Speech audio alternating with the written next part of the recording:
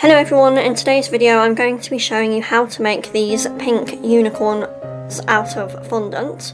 So I had some pink fondant left over from a birthday cake which I made a few months ago, but the fondant was actually still in date and still usable and I had a lot of it left over, so I decided to make a few unicorns. Then I bought some new colours from a Sugarcraft shop because I wanted a variety of pastels, but you might decide to go down a different route and maybe make more like all pink and purple themed or something else, or maybe whites and silvers. But anyway, I kind of went for these multicolours. You want to start off by creating the unicorn's body and rolling out a round shape which has no creases and no lines in it.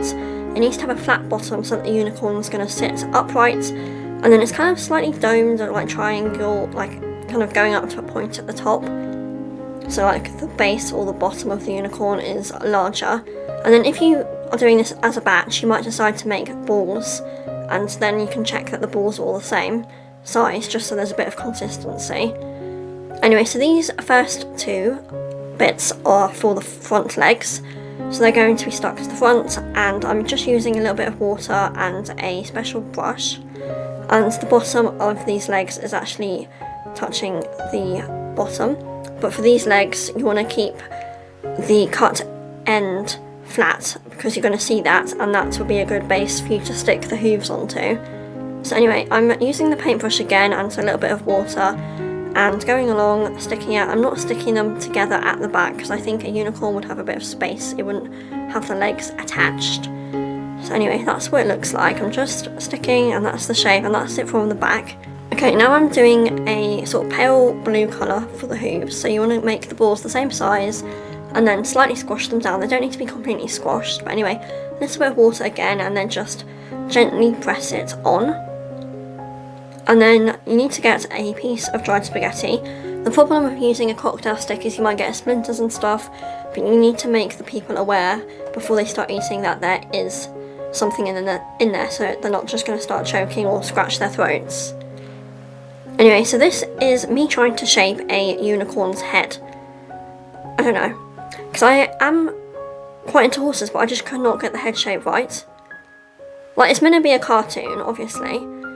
It's not meant to be a real unicorn, but I'm still not particularly happy with how it has been shaped. But anyways, move on to the ears now. So, same size balls, press it down, make it a little bit triangle, and then you want to make it a little bit curved by pressing in with a tool, just to give it a bit more of a realistic curve. And then these are going to not be stuck on until the eyes. So I'm using a little bit of white fondant, which I had, and just sticking that on little balls. These are a little bit oval shaped, but you might decide to make them a bit rounder. It's quite fiddly, probably one of the more fiddly bits because the pieces are so small. Anyway, then I'm using a tool. If you don't have this tool, you could use a cocktail stick or even a end of a pen or something like that, just to create the nostrils and do a little bit of shaping. And then I've done little dots for the eyes and drawn on the mouth with a food safe edible ink pen. Yes, I'm not pleased with how this looks like, but anyways, I'm sticking the ears on right now and doing a little bit more shaping, trying to get the nostril in because it got a little bit squash when I was trying to make it look a bit more like a horse or like a unicorn.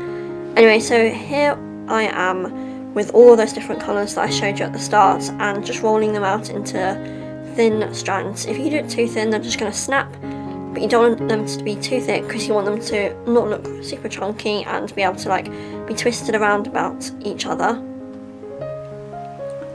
So the longer pieces I am forming together to make the tail.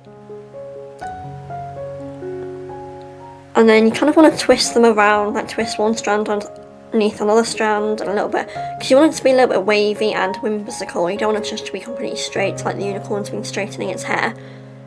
Anyway, so sticking it to the bottom, and I decided to do all of it across the unicorn's right leg for all of the unicorns that I made, just so a bit of similarity.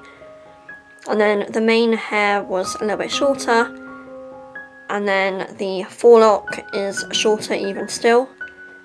And then you want to make sure you can see the unicorn's eyes, so make sure you do that. And again, just sticking it all on with water, but not too much water.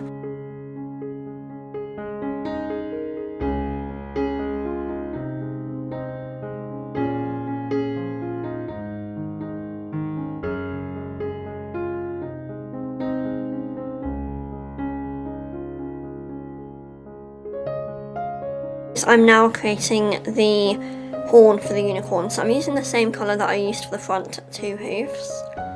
Just shaping it into a triangle with flat bottom, and no, it's like a cone shape. And then I have a special tool which I'm using just to create some ridges, but again you could use a cocktail stick or something else. This is just to give it a little bit more detail. A little bit of water, and then squash it onto the top of the unicorn's head. And there you go, that's the final unicorn. I am not pleased with how it turned out, but this might give you some ideas, because it was quite simple to make. It's just the shape of the head. Body's okay, maybe, I don't know, someone said they look like dogs wearing party hats. Anyway, thank you for watching. If you enjoyed this video, please give it a thumbs up. Let me know in the comments below if you tried to do this and follow this tutorial. Anyway, bye.